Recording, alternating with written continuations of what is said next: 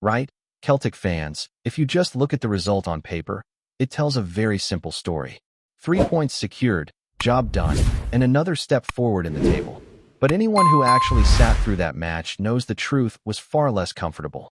This was one of those performances that leaves you scratching your head, because yes, the win is there, but the way it came was anything but convincing. It was scrappy, it was inconsistent, and at times it was genuinely difficult to watch. Still, in a season like this, where frustrations have been piling up, there are plenty who will say results matter more than anything else. And on a day like that, especially on a big weekend, you take the points and move on. When you zoom out and look at the bigger picture, this campaign has felt like a constant tug of war between expectation and reality. Cast your mind back to the early days, and it almost feels like a different lifetime. There was a sense of optimism building during preseason, especially after that emphatic performance against Newcastle.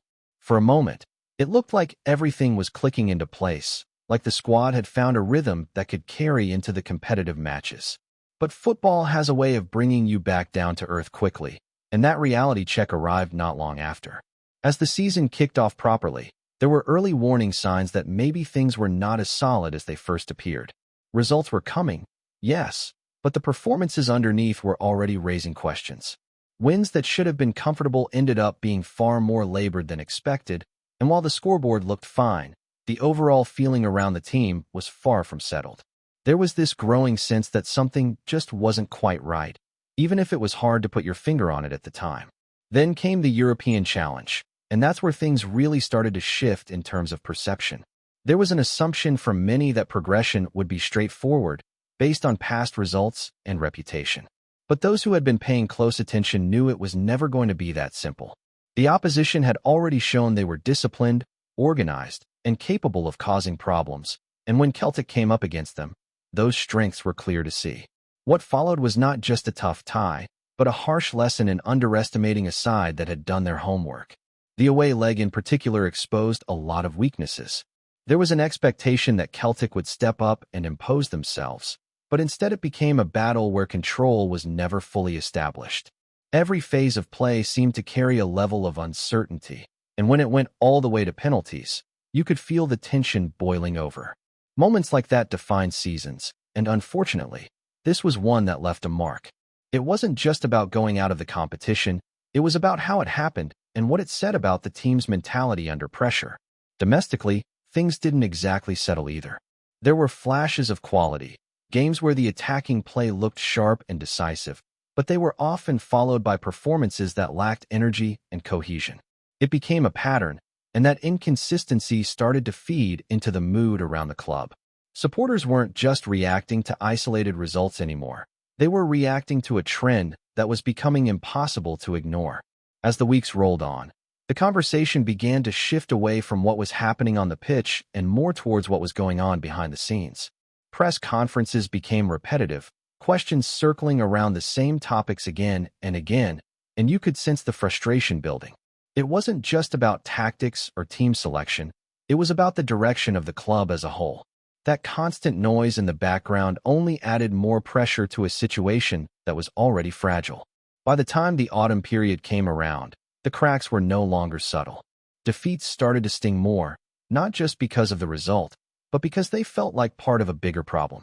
Every setback seemed to amplify the doubts, and the atmosphere both inside and outside the stadium reflected that. What should have been a campaign full of confidence and momentum had turned into one filled with uncertainty, where every match carried an added weight of expectation and concern. As the pressure kept building, it reached a point where something had to give, and that moment came quicker than many expected.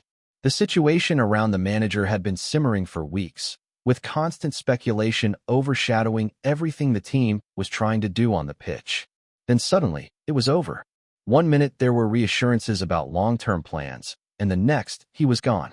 No clear explanation, no real closure, just another twist in a season that already felt unpredictable. That departure didn't just leave a gap in the dugout. It created even more uncertainty around the direction of the club. From that point on, the focus shifted heavily onto the board.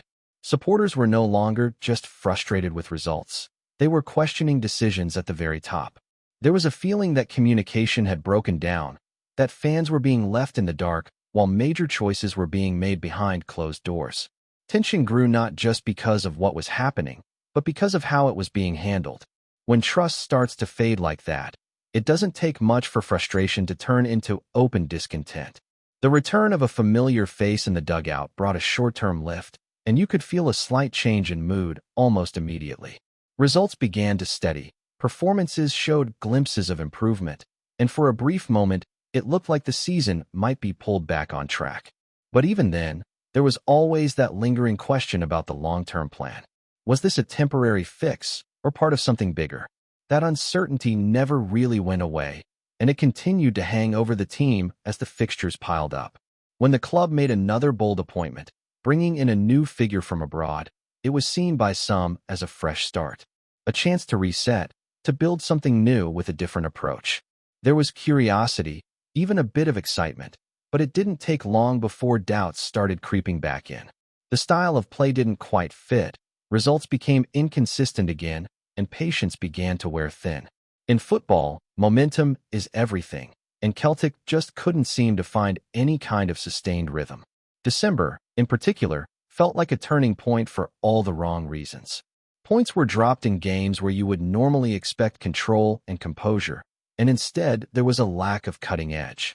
Matches drifted away too easily, and the gap at the top of the table started to become a real concern. It wasn't just about chasing a title anymore. It was about whether the team had the resilience to stay in that fight at all. Then came another shift, another change that brought back a sense of familiarity. With that came results, convincing ones as well, and suddenly there was a spark again. Big wins at home reminded everyone what this team is capable of when things click. Confidence started to rebuild, and with it came belief that maybe, just maybe, the damage done earlier in the season could still be repaired. Football seasons can turn quickly, and Celtic were trying to prove that this one wasn't finished yet. Even so, the issues off the pitch never fully disappeared. The relationship between the supporters and the board had been strained for months, and no run of results was going to fix that overnight. Protests, campaigns, and growing dissatisfaction created an atmosphere that felt divided. Instead of unity, there was a sense of disconnect, where the people in the stands felt unheard and undervalued. That kind of tension doesn't just fade away, it lingers and influences everything around the club. Now, as the season edges towards its conclusion, there's this strange mix of hope and frustration. On one hand, the title race is still alive, the gap is manageable, and the possibility of finishing strong is very real. On the other hand, the bigger questions remain unanswered. What direction is the club heading in? What kind of rebuild is coming? And perhaps most importantly, will the supporters feel part of that journey again, or continue to feel like outsiders looking in on decisions that shape the future of their club? And now, as everything starts to tighten towards the closing stretch of the season, you can feel the tension rising again, but this time it's different. It's not just about what happens on the pitch anymore, it's about everything surrounding the club. The results have given Celtic a lifeline, there's no doubt about that. Being within touching distance of the top keeps the dream alive, and in football that's sometimes all you need. A bit of momentum, a bit of belief, and suddenly the narrative can change completely. But even with that possibility sitting right there, the mood among the support remains complicated. Because while the team is still fighting, the relationship between the club and its fans has taken a hit that won't be easily repaired. Over the course of this season, supporters have felt pushed further and further away, not just emotionally, but financially as well. There's been this growing sense that loyalty is being taken for granted, that no matter what happens, the expectation is that fans will continue to turn up, continue to pay, and continue to back decisions they don't always agree with. That feeling has only intensified as talk of rising season ticket prices begins to circulate more seriously. And that's where things start to really bite. Football isn't played in a vacuum, and the reality off the pitch matters just as much as what happens during 90 minutes. Supporters are being asked to give more at a time when many are already stretched, and that creates a genuine dilemma. Do you continue to invest emotionally and financially in something that feels increasingly distant, or do you take a step back and question where your money is actually going? These are conversations happening more and more among the fan base, and they're not easy ones to answer. What makes it even more frustrating is the lack of clarity around the future. If fans could clearly see a plan, a direction that justified the cost, it might be easier to accept. But right now, there are too many unanswered questions. Who is leading the long-term vision? What kind of squad is being built? Is there a clear strategy in place? Or is the club simply reacting as situations unfold? Without those answers, every decision starts to feel reactive rather than proactive, and that uncertainty feeds directly into the growing discontent. At the same time, you can't ignore what's still at stake on the pitch. The title race hasn't gone away, and there's still a real chance to finish the season on a high. That's the contradiction at the heart of everything right now. A team capable of producing big moments, still within reach of success, but surrounded by an atmosphere that feels fractured. It's almost like two different stories unfolding at once, one driven by football, the other by everything beyond it. The players, to their credit, have kept going. Even when performances haven't been perfect, there's been enough fight to keep things alive. That resilience is something supporters can still connect with, because at its core, that's what they want to see. Effort, commitment, and a sense that the badge still means something.